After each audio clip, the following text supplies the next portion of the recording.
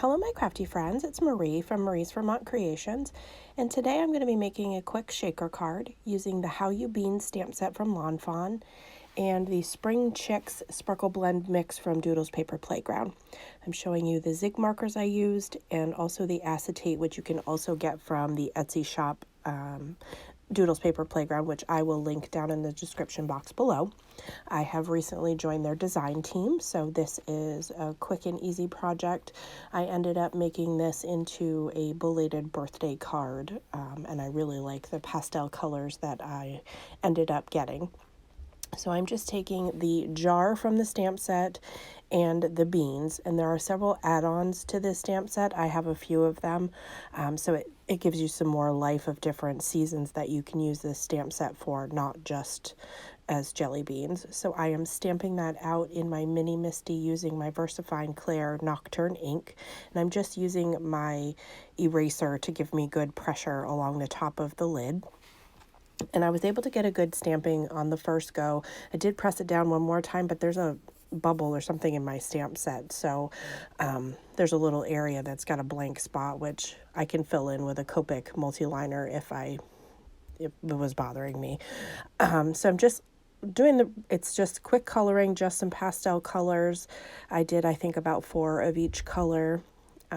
Getting those down, like I said, in the pastel colors, which matches the Spring Chicks mix, the Sparkle Blends.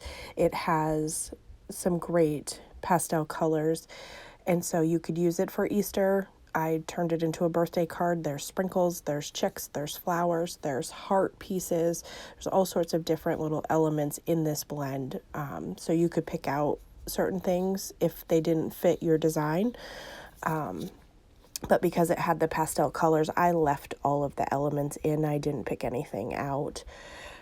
So then off screen, I am going to fussy cut these two items out. And for the jar, I'm going to use my scissors and just cut out the center of the jar so that I can make my shaker window. And then off screen, I took 1/8 inch score tape and adhered my acetate to the back of this and then trimmed it along the jar so that you couldn't see any of it poking out from the sides. And then I also took my foam tape, which is double-sided, and ran that around the entire back of this jar. And I'm just going to add my mix in. I did dump a little too much, so I am taking a little bit of that out. I didn't want to overfill it because I did want you still to be able to see the beans in the background. I didn't want to do that coloring and then cover them all up. So then I am going to add a second piece of acetate to sandwich in my shaker elements so that I can adhere this down to my card front and have more control over where that goes. I'm going to use some of my art glitter glue around the edge of this to adhere it down, and then before I adhered it down, I realized that the lid of the jar didn't have any foam tape, so I did add that off screen to that lid section so that it would lay flush, because otherwise that would not be attached to the card at all and would just kind of be hanging out there. This pattern paper, I believe, might be one of the free items I got from Lawn Fawn. I can't say with 100% certainty, but I feel like it was. I really like the colors. It went well with what we were doing today. So I'm just adhering that down to an A2 size card panel using my art glitter glue. Then I'm going to put down my beans to try to get a sense of where I want to adhere those down so that I could put my jar down. So I'm adhering those flat to the card.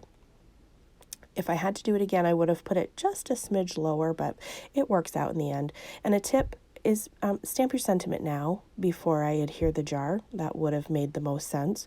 But I got so excited to put it together that yet again, I failed to put the sentiment on. So I am going to old school stamp that with a clear block and this VersaFine Clair ink, because this stuff is wonderful and you get a good impression the first time around.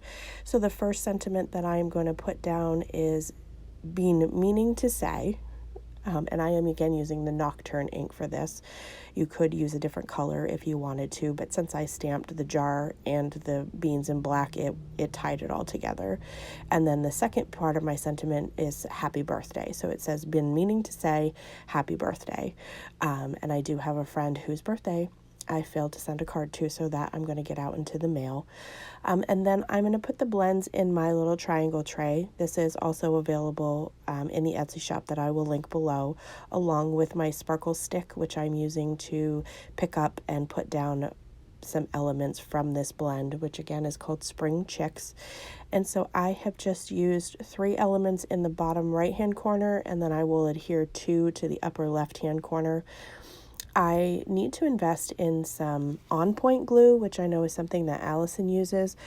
I am using my art glitter glue, and the very dimensional flower I tried to adhere down into the bottom corner, and it just did not want to stick to my cardstock, so I ended up switching it out for one of the pink clay hearts, and that stuck down just fine. So I'm not quite sure if it's just because I had the video going why it's giving me such trouble, but I do know that the On Point glue is something that does adhere down these kind of elements really well.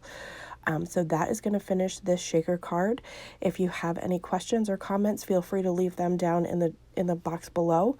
And as always, I hope that you have a great day.